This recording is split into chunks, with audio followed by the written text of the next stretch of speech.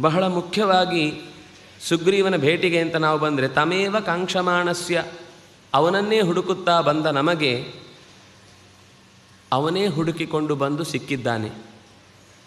ಸುಗ್ರೀವನ ಸಚಿವನಂತೆ ಇವನು. ಸಚಿವ ಅನ್ನುವ ಶಬ್ದ ಮಂತ್ರಿ ಅನ್ನುವ ಶಬ್ದಕ್ಕಿಂತ ಇನ್ನೂ ಸ್ವಲ್ಪ ವಿಶಿಷ್ಟವಾದದ್ದು.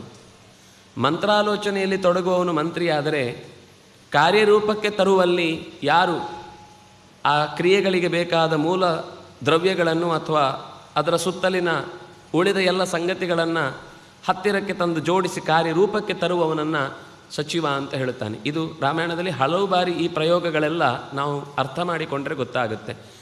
ನೀನು ಸೀತೆಯನ್ನು ಕರೆತರುವುದಕ್ಕೆ ಸಾಚವ್ಯವನ್ನು ವಹಿಸು ಅಂತ ಮಾರೀಚನಿಗೆ ರಾವಣ ಹೇಳುವಾಗಲೂ ಎಲ್ಲಿ ಕಾರ್ಯರೂಪಕ್ಕೆ ಬರಬೇಕಾದ ಸಂಗತಿಗಳು ಇದ್ದು ಒಬ್ಬ ವ್ಯಕ್ತಿಯನ್ನು ಜೋಡಿಸಿದರೆ ಅಲ್ಲಿ ಆ ಸಚಿವ ಶಬ್ದದ ಬಳಕೆ ಇರುತ್ತೆ.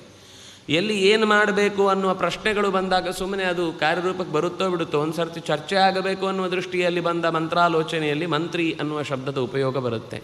ಅದರಿಂದಾಗಿ ಇವನು ಸುಗ್ರೀವನ ಸಚಿವನಿದ್ದಾನೆ ಅಂದರೆ ಸುಗ್ರೀವನ ಹತ್ತಿರಕ್ಕೆ ಹೋಗಲಿಕ್ಕೆ ನಮಗೆ ಇವನು ಕಾರ್ಯರೂಪಕ್ಕೆ ತರುವಲ್ಲಿ ಸಮರ್ಥನಿದ್ದಾನೆ ಅನ್ನುವ ಶಬ್ದವನ್ನು ಇಲ್ಲಿ ರಾಮಚಂದ್ರ ಬಳಸಿ ಹೇಳ್ತಾನೆ. ಮಮಾಂತಿಕ ಮುಪಾಗತ.